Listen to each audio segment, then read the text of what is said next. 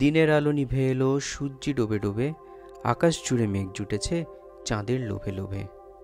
মেঘের উপর মেঘ করেছে রঙের উপর রং, মন্দিরেতে কাঁসর ঘণ্টা বাজলো ঠং ঠং। ও পারেতে বৃষ্টি এলো ঝাপসা গাছপালা, এই পারেতে মেঘের মাথায় 100 মানিক জ্বালা। বাদলা হাওয়ায় মনে পড়ে ছেলেবেলার গান, বৃষ্টি পড়ে টাপুর টুপুর, নদে এলো বান। বৃষ্টির সাথে বোধহয় কবিতার এক নিবিড় সম্পর্ক রয়েছে। তপ্ত দিনের শেষে এক পশলা বৃষ্টি, মাটির সোদা গন্ধ মনকে করে তোলে শান্ত। আর এক পশলা বৃষ্টির পরে উদীয়মান সূর্যের স্নিগ্ধ আলো যখন চারিদিক ভরিয়ে তোলে, কি সুন্দর দেখতে লাগে, তাই না? এই রকম পরিবেশে পছন্দের একটি বই আর ধোঁয়া ওঠা এক কাপ চা, সুখ বোধহয় একেই বলে। আর আমার মতোই যারা ফাউন্টেন প্রেমী মানুষ এবং কিঞ্চিত লেখালেখির বদভ্যাস যাদের রয়েছে, তাদের জন্য একটি খাতা এবং ফাউন্টেন পেন, এর থেকে ভালো কম্বো আর কী বা হতে পারে। আজকে যেমন আমি ব্যবহার করছি জিনহাওয়ের 92 এই ফাউন্টেন পেনটি। সম্পূর্ণ ধাতুর তৈরি এই কলমটি ব্যবহার করতে আমার বেশ ভালোই লেগেছে। আজকের ভিডিওতে এই পেনটি সম্পর্কে আমার মতামত আপনাদের সাথে ভাগ করে নেব। নমস্কার, ফাউন্টেন পেন সম্পর্কিত আমাদের এই চ্যানেলে আপনাদের সকলকে স্বাগত।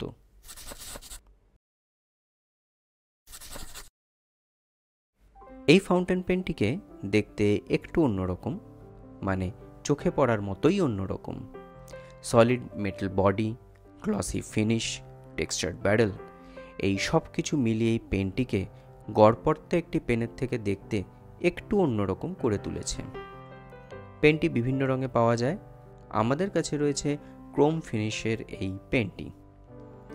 লুকস ব্যাপারটি যদিও ব্যক্তি বিশেষের পছন্দ অপছন্দের উপর নির্ভর করে, তবে এটা সত্যি যে এই পেনটি দেখতে কিন্তু বেশ আকর্ষণীয়। পেনটি সম্পূর্ণভাবে ধাতুর তৈরি, স্বাভাবিকভাবেই এর ওজনও যথেষ্ট বেশি। কালিভরা অবস্থায় ক্যাপ ছাড়া এর ওজন 27 থেকে 28 গ্রাম এবং ক্যাপ সহ 41 থেকে 42 গ্রাম।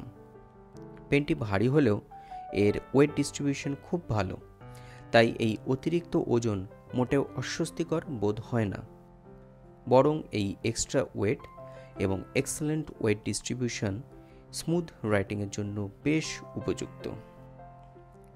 এটি স্ট্যান্ডার্ড লেংথের একটি পেন। সাইজ কম্প্যারিজনের জন্য এখানে রয়েছে আরও বেশ কিছু জনপ্রিয় পেন। উইদাউট পোস্টিং এটিকে ব্যবহার করতে কোনো অসুবিধা হয় না। ক্যাপটিকে অবশ্য সিকিউরলি পোস্ট করা সম্ভব, তবে তা এই পেনটিকে অনাবশ্যক টপ হেভি করে দেয়, হেন্স নট রেকমেন্ডেড। ব্যারেলটি টেক্সচার্ড ফিনিশের হলেও বাকি অংশগুলি শাইনি ক্রোম ফিনিশের। এই অংশগুলো কিন্তু ফিঙ্গারপ্রিন্ট ম্যাগনেট, বারবার তা মুছে নেওয়ার প্রয়োজন পড়ে। এন্ড ফিনিয়ালটি ফ্ল্যাট। এন্ড ফিনিয়াল এবং ব্যারেলের মাঝে একটি টেক্সচার্ড রিং দেখতে পাওয়া যায়।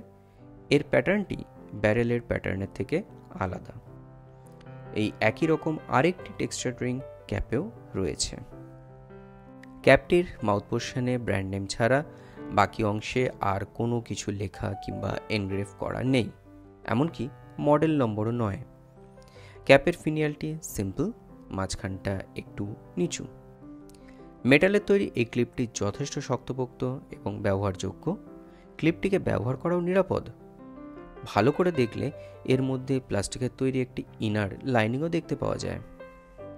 ক্যাপটি স্ক্রু টাইপের। একে খুলতে কিংবা বন্ধ করতে মোটামুটি 1 থেকে 1.5 বার ঘোরাতে হয়। কুইক নোট টেকিংয়ের জন্য এটিকে সহজেই আনক্যাপ করা যায়। থ্রেডসগুলি যথেষ্ট মসৃণ, লেখার সময় মোটেই অস্বস্তিকর বোধ হয় না। ক্রোম ফিনিশের মেটাল গ্রিপটি ভীষণ মসৃণ, স্বভাবতই একটু স্লিপারি। হাত ঘেমে থাকলে তা স্লিপ করে যেতে পারে, তবে এটির থিকনেস যথেষ্ট ভালো। এছাড়াও পেনটির নিজস্ব ওজনের কারণে গ্রিপ সেকশনটি খুব একটা অস্বস্তিকর বোধ হয় না। তবে হ্যাঁ, প্লাস্টিক কিংবা এবনের গ্রিপের মতো তা স্বস্তিদায়ক মোটেই নয়। এই পেনটিতে ব্যবহার করা হয়েছে জিনহাও প্রোপ্রাইটারি নাম্বার 5 স্টেনলেস স্টিল নিব, যার উপরে ব্র্যান্ড নেম, লোগো, নিব সাইজ এবং কিছু প্যাটার্ন এনগ্রেভ করা রয়েছে। নিবটি মিডিয়াম সাইজের। এখানে একটি স্ক্রিউ টাইপের নিব হাউজিং ব্যবহার করা হয়েছে, যাকে খুব সহজেই খুলে আলাদা করা যায়। ফিটটি প্লাস্টিকের। আজকের রাইটিং টেস্টের জন্য আমরা ব্যবহার করব ওয়াটারম্যান সেরেনিটি ব্লু ইঙ্ক এবং ক্লাসমেটের একটি সাধারণ মানের খাতা।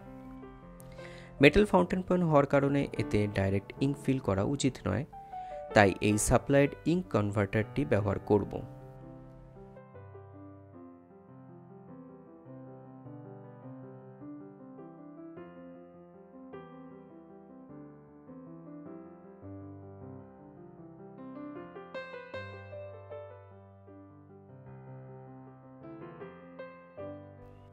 পেনটির ইঙ্ক ফ্লো খুব ভালো, ইট নেভার স্কিপস। নিবটি সহজে শুকিয়েও যায় না, এমনকি বেশ কিছুদিন ব্যবহার না করলেও কিংবা আনক্যাপড অবস্থায় কিছুক্ষণ রেখে দিলেও নিবটি কিন্তু ওয়েটই থাকে। ভেরি রিলায়েবল আই মাস্ট সে। এই নিবটি খুব বেশি ওয়েট কিংবা ড্রাই কোনোটাই নয়। মিডিয়াম নিব হওয়া সত্ত্বেও ক্লাসমেটের এই খাতাটিতে ব্লিডিং কিংবা ঘোস্টিংয়ের সমস্যা খুব একটা নেই। অবশ্য তার জন্য ওয়াটারম্যানের কোয়ালিটিও প্রশংসার যোগ্য। রিভার্স রাইটিং সম্ভব এবং তা বেশ স্মুথ। এটাকে ফাইন নিবের মতো ব্যবহার করা যায়।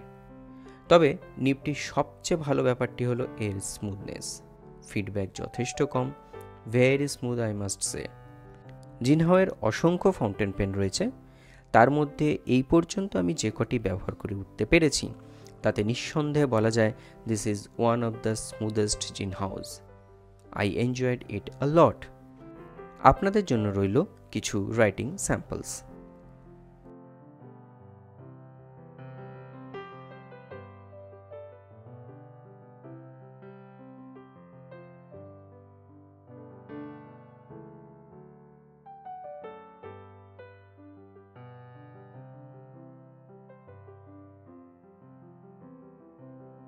বর্তমানে এই পেনটির দাম 800 থেকে 900 টাকার মধ্যে হয়ে থাকে এবং এটি বিভিন্ন ই কমার্স ওয়েবসাইটে সহজেই পাওয়া যায়। আপনাদের সুবিধার্থে এটিকে কেনার লিঙ্ক ডেসক্রিপশন বক্সে দেওয়া রইল। এখন প্রশ্ন হলো যে এই দামে এই পেনটি কেনা উচিত কিনা। আমি বলবো হ্যাঁ এবং না। হ্যাঁ কেন? Because this is actually a great value for money fountain pen. এটি ভীষণ শক্তপোক্ত, দীর্ঘদিন স্বচ্ছন্দে ব্যবহার করা যায়। যারা একটু ভারী পেন পছন্দ করেন তাদের জন্য এটি চমৎকার একটি পেন। এর নিব ভীষণ smooth, it just glides on the paper.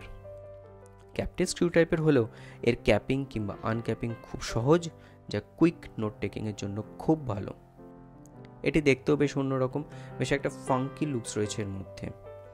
মানে একটি ভালো পেনের যা যা গুণাবলী থাকা প্রয়োজন তার সবগুলি এর মধ্যে রয়েছে। তবে এত ভালো ভালো দিক থাকা সত্ত্বেও আমি এটিকে আমার প্রাইমারি পেন হিসেবে ব্যবহার করতে পছন্দ করব না। তার অন্যতম প্রধান কারণ এই মসৃণ গ্রিপ সেকশনটি। যদিও এটি খুব বেশি রকমের অস্বস্তিকর নয়, তবে আমার মনে হয়েছে যে এটি লং রাইটিং সেশনের জন্য খুব একটা উপযুক্ত নয়। এক্ষেত্রে আমি প্লাস্টিক কিংবা এভোনাইটের গ্রিপ ব্যবহার করতেই বেশি পছন্দ করব। আপনারাও যদি এই রকম মসৃণ গ্রিপ সেকশন ব্যবহার করতে খুব একটা স্বচ্ছন্দ বোধ না করে থাকেন, তবে এই পেনটি কিন্তু আপনাদের জন্য নয়। এই ব্যাপারে আপনাদের কি মত? এই পেনটি কি আপনারা ব্যবহার করতে চাইবেন? কমেন্ট সেকশনে আপনার মূল্যবান মতামত আমাদের সাথে ভাগ করে নেওয়ার অনুরোধ রইল। ভিডিওটি যদি ভালো লেগে থাকে তবে তা লাইক করে শেয়ার করে দেবেন। আর এই রকম আরও নতুন নতুন ভিডিও দেখার জন্য এই চ্যানেলটিকে সাবস্ক্রাইব করে বেল আইকনটিকে প্রেস করে রাখবেন। আজ তবে এই পর্যন্তই, দেখা হবে পরের ভিডিওতে। ভালো থাকুন, সুস্থ থাকুন, মনের আনন্দে লিখতে থাকুন। ধন্যবাদ।